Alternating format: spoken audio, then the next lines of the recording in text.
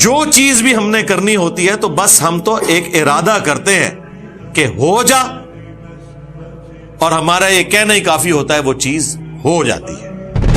جو چیز بھی ہم نے کرنی ہوتی ہے تو بس ہم تو ایک ارادہ کرتے ہیں کہ ہو جا، اور ہمارا یہ کہنا ہی کافی ہوتا ہے، وہ چیز ہو جاتی ہے۔ جو چیز بھی ہم نے کرنی ہوتی ہے تو بس ہم تو ایک ارادہ کرتے ہیں کہ ہو جا، اور ہمارا یہ کہنا ہی کافی ہوتا ہے، وہ چیز ہو جاتی ہے۔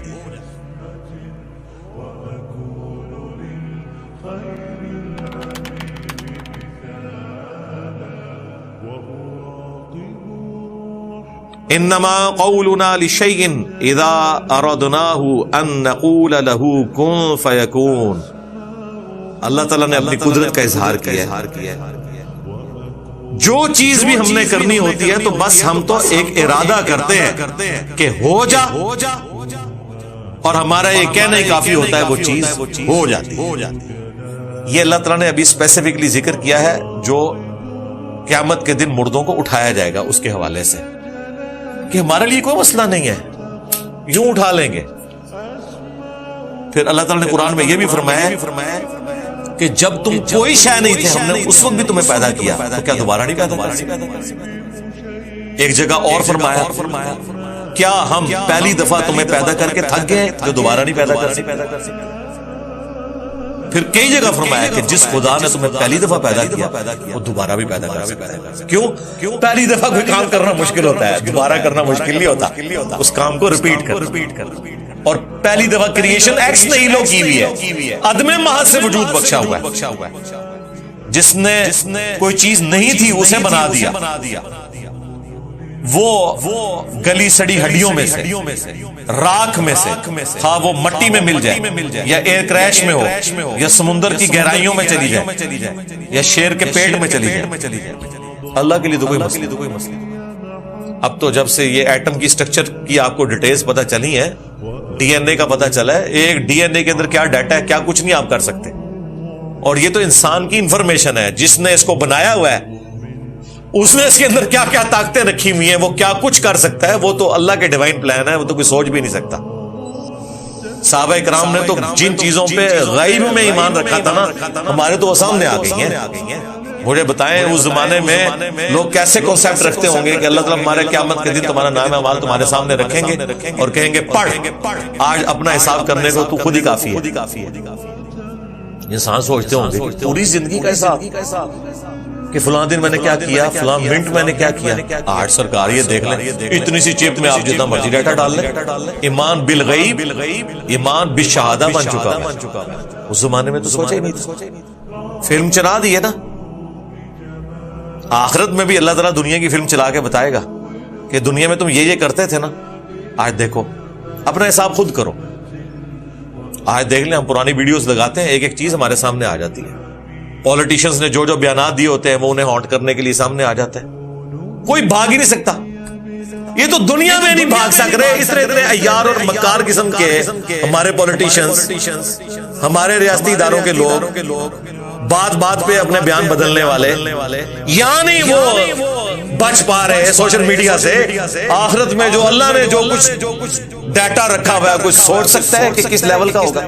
تو یہ اللہ تعالیٰ نے دنیا میں ایمان بالغیب کو ایمان بالشہادہ کر کے بتا دیا۔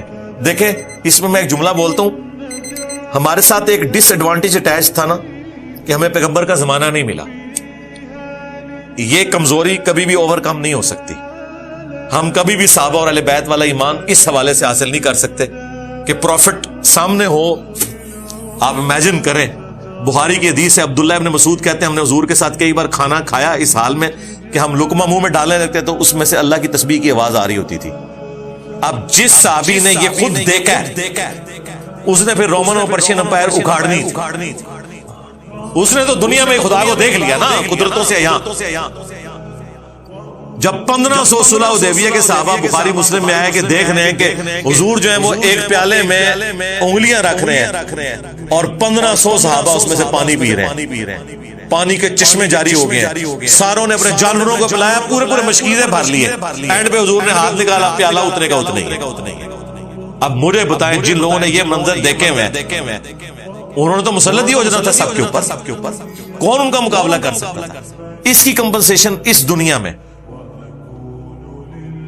پیغمبر کے جانے کے بعد کبھی بھی ممکن نہیں ہے. ہاں کسی درجے میں ممکن تھی، وہ اللہ نے کر دیا، وہ سائنس کی برکت ہے.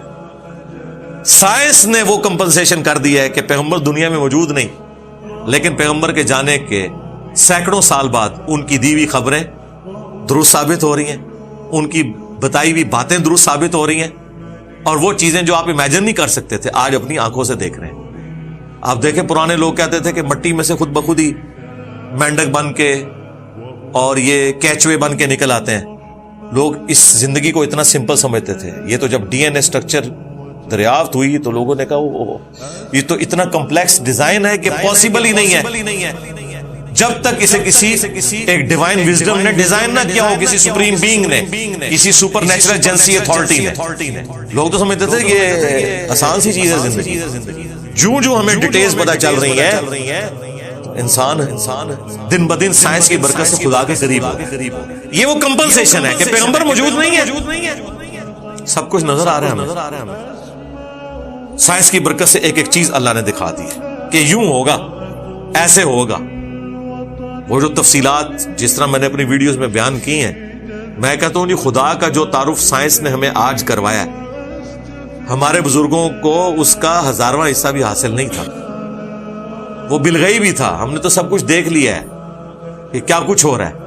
کبھی نیشنل جیوگرافک اور ڈسکوری چینل کے اوپر جب وہ فاسٹ چلاتے ہیں نا کہ ایک بیج میں سے کیسے کومپل نکلتی ہے، پھر اس میں سے کیسے درخت نکلتا ہے، اور پھر کیسے پھول لگتے ہیں، وہ تو لگتا ہے معجزہ ہو رہا ہے. اور کائنات میں ہر چیز معجزہ ہی تھی. بس ہم ان معجزات کے عادی ہیں کہ انڈے میں سے چوزا نکلتا ہے، ورنہ انڈے میں سے چوزے کا نکلنا مردے زندہ ہونے سے بڑا معجزہ.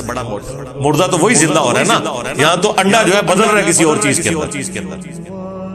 تو کائنات کی ہر چیز معجزہ ہے، اور سائنس کی برکت سے ہمیں دن بدن اپنے خدا کا تعارف ہو رہا ہے. یہ اللہ نے اس امت میں مہربانی کی ہے. پیغمبر نہیں رہا کوئی مسئلہ نہیں، ہم تمہیں وہ چیزیں دکھا دیں گے جو اگلے لوگوں کو نہیں دکھائی تھی. سنوریہم آیاتنا فی الآفاق وفی انفسہم حتی یتبین لہم انہ الحق. ان قریب ہم تمہیں تمہاری جانوں میں اور زمین و اسمان میں ایسی نشانیاں دکھائیں گے کہ تم مان جاؤ گے کہ قرآن حق ہے، یہ اللہ کی کتاب ہے، اور اللہ نے دکھا دی. سبحانک اللہم و بحمدک اشہد ان لا الہ الا انت استغفرک و اتوب الیک وما علینا الا البلاغ المبین. جزاکم اللہ.